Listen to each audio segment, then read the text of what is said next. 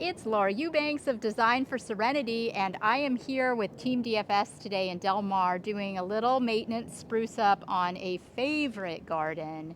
Oh my gosh, this is one we come to every year or two, and we deadheaded all the barrel cactus, for example. Look how clean and beautiful those look now. The Plicotilus, this predates me, it's magnificent. Here in this bed, I had planted about 7 or 8 years ago, I planted little Perry 11 of them. And they got a little too crowded and a little too big. So we removed a number of the Perry and just reset the prettiest ones here. And now this can absolutely breathe. In another few years, we might have to move things around again. But that's the beauty of these plants. You can do that. I also deadheaded this stand of arborescens. Yes, and this stand of arborescens also predates me. It's so cool. I mean, some of these are variegated. Check that out. Just kind of naturally did that. And it's just a magnificent stand of plants. This is what arborescens does if it's left to its own devices, and we just can never bear to mess with it. It's so great. We planted this little aloe Bainesii. There was a Kalanchoe bayerensis in this pot that had died back to just one stalk, and it didn't look good. So we took it out. Kevin actually took it home to rehabilitate it, and we planted the beautiful Bainesii tree there in its stead. We have a couple of Baccarnia recurvatas here. This is an interesting thing to look at. Our little donkey tails, our little sedums.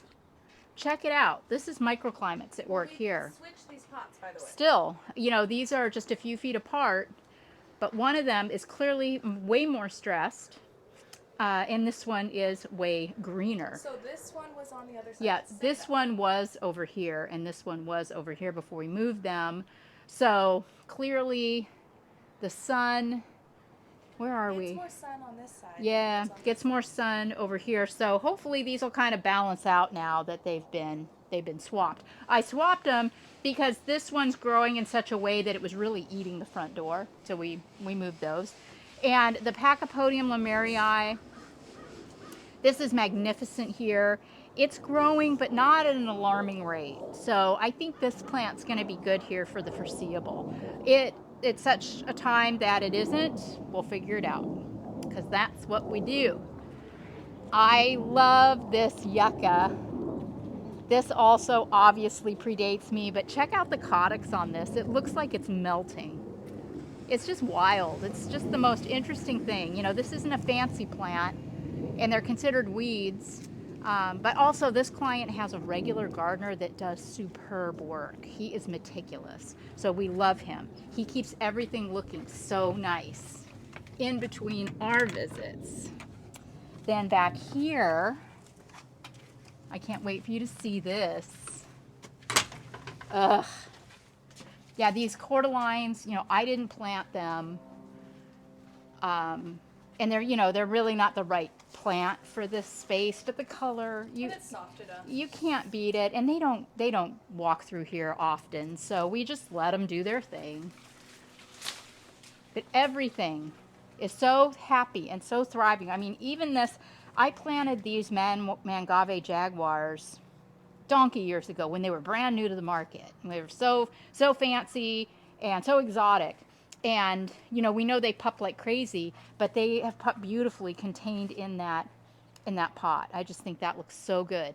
And these Zwartkopf aeoniums and these Crassula undulatas, I mean, really, guys, look at this. These are taller than I am. Magnificent. And the gardener, he kind of bonsais them in his own way. You can see, where he's taken branches off just to keep them kind of shaped.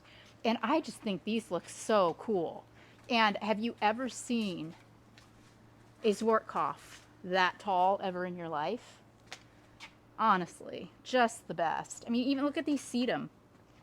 Look at that, just crazy gorgeous. Oh, you know what we were gonna do and didn't? We were gonna take a branch off of this cactus. We forgot to do that, but that's okay. It was more aesthetic than anything. Yeah, it was mainly for aesthetics. Check out this Ferox. I only just wish that it was blooming for you. I don't recall I think this is a two-tone, but I don't remember if it's red and orange or yellow and orange or yellow and red or what it is, but isn't it so beautiful? Ugh, God, I love that plant. And this arborescence got something. We don't know if it was scale that then kind of calloused over or what. Looks like freckles on the plant, and I don't hate it. I just think it looks kind of cute. And check out this little Bicarnia planted with this little variegated crassula. This is not a combination that I've ever intentionally used before, but I like it. I think this was a little 1 gallon variegated. Little And 1 then gallon it's variegated, just grown. Yeah. But I like it. I think it looks good. You know, and even the most common of jades can be beautiful. This is an Argentea sunset, so it's supposed to be, you know, it's supposed to be yellow, and it's trying, but I think it gets a little too much water on the regular to really color up. Even the Aluaudia procera, the Hectia. This is a bay leaf, a bay laurel they use for cooking. I planted a new Euphorbia lactea. Let's keep, everybody say a prayer to the garden gods that it doesn't get diseased, because these are a little tricky. But I'm hoping everything grows so magnificently here in Del Mar. I mean, look at this. It's crazy. Just so full and so beautiful. We didn't do anything to this pot. I mean, even the firewall aloe looks good in this pot. And this is not a plant that I really love, but I love this arrangement. I think it looks so good. Another thing that we're going to need to do before we go that we forgot is go after that petalanthus. It's a little wild, so we're going to just trim it back and straighten it out a little bit. It's a little wild. No biggie. Then here's another really cool aloe that's just getting ready to flower. Isn't that fabulous? So many cool things here to see. And we're not done with the tour. We go up another level. Okay, here is the vertical that we maintain. I did not install this vertical, but we do take care of it. Isn't it magnificent? So beautiful.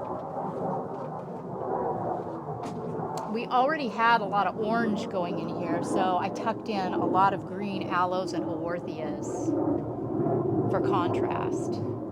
But yeah, it's just stunning. Beautiful euphorbia over here.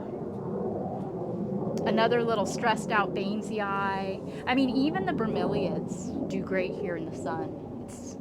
It's incredible.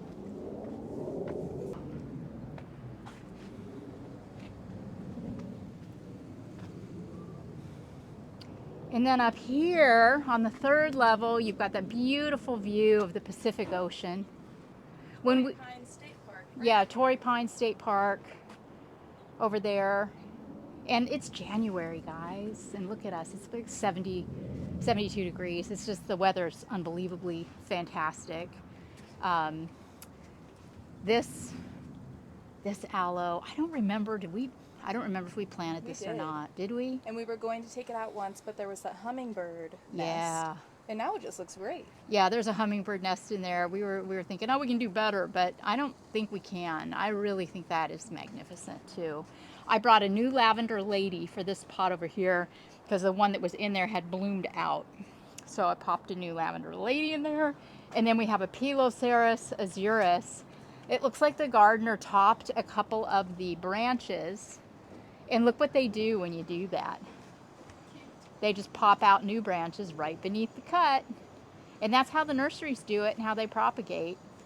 So this one will still be allowed to live here for the foreseeable. I don't hate that. I think it's cute. So we'll allow it to live. But wow, you know, we spent quite a few hours here just trying to, you know, perfect perfection. It's always such a joy to spend time in this garden. And we're really excited for the new year and all of the really fun things that we have coming up. We've got some really big projects coming up. We have some out-of-town projects coming up. We will be seeing you next week in Del Cerro, which is a community in San Diego near San Diego State University. We're going to be doing a slope, so you're not going to want to miss that. Thanks you all so much for following. Happy New Year. It's going to be an exciting 2025 with Team DFS. Bye, guys.